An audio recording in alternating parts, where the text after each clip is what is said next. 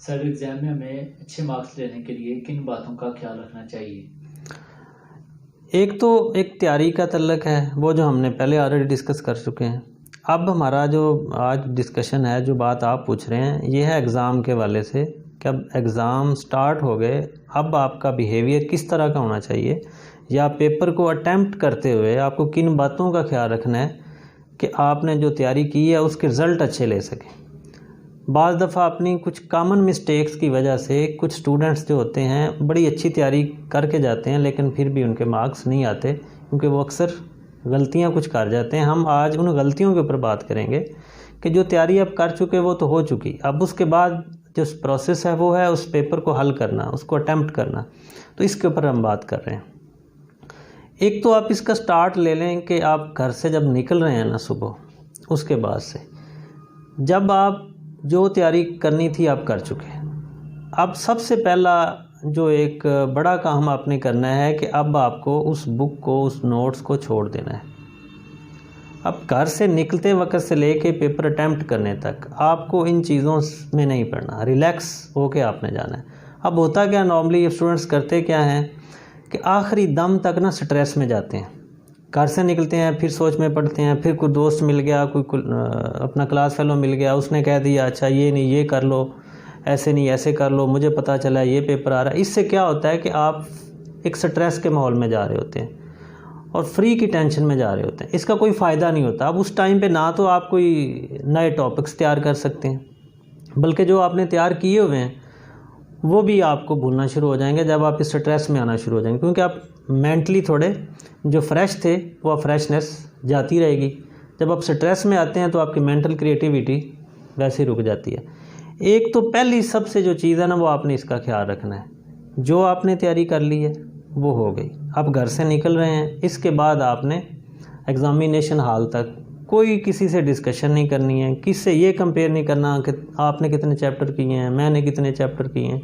कि जितना आप करोगे ना उतना आप अपना स्ट्रेस बढ़ाओगे। कंपेयरिंग को छोड़ दें, आप इसको एक नाम दे लें कि सोशल डिस्टेंसिंग पे आपने चले जाना, जो आजकल एक बहुत ज़्यादा टर्म चाह रही जब से ये कोरोना आया है। तो आप ये समझ लें कि आप सोशल डिस्टेंसिंग में जाएँ, इस डिस्कशन को बिल्कुल नहीं पढ़ना। अब अगला स्टेप आता है कि आप एग्ज़ामिनेशन हॉल में आ गए, अभी आपको पेपर डिस्ट्रीब्यूट नहीं हुआ, आप बैठ गए हैं, तो आपने बिल्कुल रिलैक्स होके डीप ब्रीथ लेना है, बिल्कुल रिलैक्स होके, किसी भी टेंशन में प्रेशर में पड़े बगैर। आप ये सोच के साथ आप आ गए हैं कि ये सब्जेक्ट है, इसकी जो तैयारी मैं कर सकता वो मैं कर चुका हूँ। अब एग्ज़ाम जो पेपर आएगा, एग्ज़ामिनेशन पेपर, उसको मैंने हल करना है। कोई इधर उधर डिस्कशन करने की, टेंशन लेने की ज़रूरत नहीं है। अगला स्टेप आता है कि आपके पास वो शीट्स आ गई, क्वेश्चन पेपर आपके सामने आ गया। अब एक गलती यहाँ पे स्टूडेंट ये करते हैं, देखा अच्छा ये सवाल है, वहाँ से फौरी से शुरू कर दिया। ये एक बड़ी मिस्टेक होती है।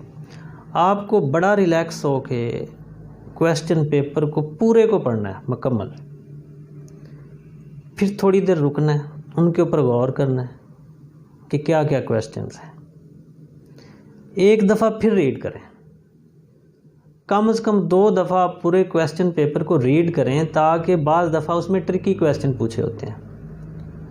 मतलब कई क्वेश्चन आपने याद किया हुआ है, सवाल पूछा जाता है, बाज़ दफ़ा क्वेश्चन के अंदर नॉट का वर्ड डाल देते हैं और हमारे ज़हन में जस्ट क्वेश्चन देखा, उसकी हेडिंग देखी, अच्छा ये पूछा है, फौरी लिख दिया, और बाद में पता ये चलता है कि वो तो क्वेश्चन में कुछ और ही बात पूछ रहा था, टॉपिक वही था लेकिन क्वेश्चन किसी और वे में पूछा हुआ था।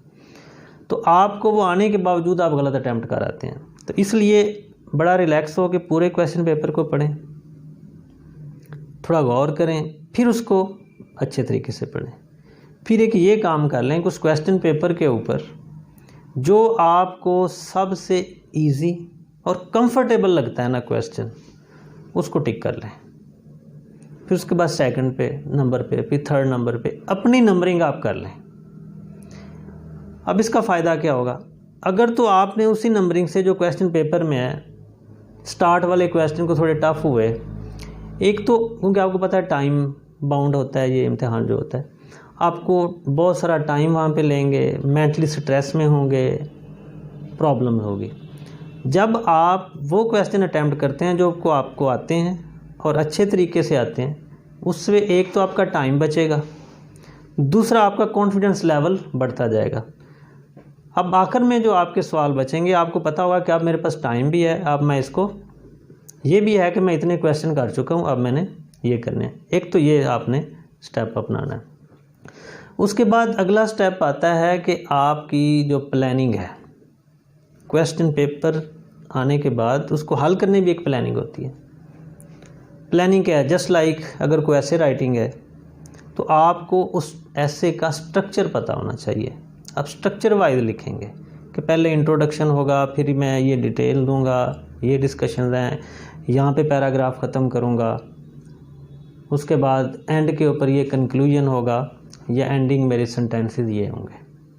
बाज़ दफ़ा ये होता है स्टूडेंट्स गलती क्या करते हैं कि एक ऐसे को रटा लगाया हुआ है, याद किया हुआ है, बैठते हैं एग्जामिनेशन पेपर, जो लाइन ज़हन में आई लिखते गए, जो लाइन ज़हन में आती गई लिखते गए, कोई पैराग्राफ का नहीं पता, कोई दूसरा नहीं पता। तो ये भी एक बहुत बड़ी मिस्टेक होती है, क्योंकि जो प्रेजेंटेशन है ये बड़े मायने रखती है, ये बड़ी इंपॉर्टेंट होती है। जब एक टीचर आपकी उसको देखता है पेपर के अंदर, तो उसकी जो सबसे पहली चीज़ जो प्रेजेंटेशन है वो बड़े मायने रखती है कि आपकी प्रेजेंटेशन कितनी अच्छी है। जब आपकी प्रेजेंटेशन अच्छी होती है तो उसका एक जो फर्स्ट जेस्चर है वो बड़ा ज़बरदस्त जाता है, और वो उसको एक पॉजिटिव माइंड के साथ जो है उसकी चेकिंग करता है। इसके बाद अगला स्टेप आता है कि आपको इम्तिहान के अंदर टाइम को ज़हन में रखना है। आपको डिवीज़न करनी है अपने क्वेश्चंस के हिसाब से कि ये इस क्वेश्चन को मैंने इतना टाइम देना है। ये नहीं है कि आप एक ही या दो क्वेश्चंस के ऊपर 2 घंटे लगा दिए और पता चला अभी तो 3 क्वेश्चन और करने हैं और पीछे सिर्फ 1 घंटा बचा है। तो ये टाइम की आपकी मैनेजमेंट है।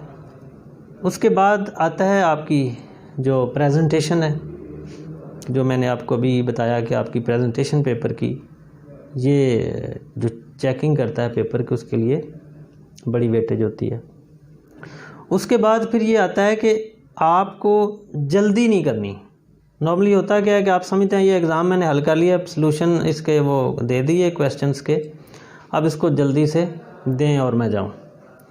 जो आपने हल किया है अपना पेपर, उसको एक दफ़ा स्टडी ज़रूर करें।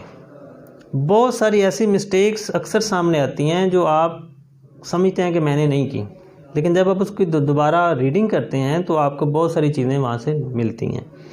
एक काम आप और करना है, जैसे ये स्पेशली जो MCQs क्वेश्चन होते हैं उनके ऊपर आप जो हल कर रहे हैं ना, उनके ऊपर थोड़ा निशान लगाते जाएं, क्योंकि बाज़ ऐसे MCQs होते हैं जो आप छोड़ जाते हैं, अभी उनका आपको रिप्लाई या सही कंफर्मेशन नहीं होती कि इसका एग्जैक्ट या ठीक आंसर कौन सा है, तो आप छोड़ जाते हैं।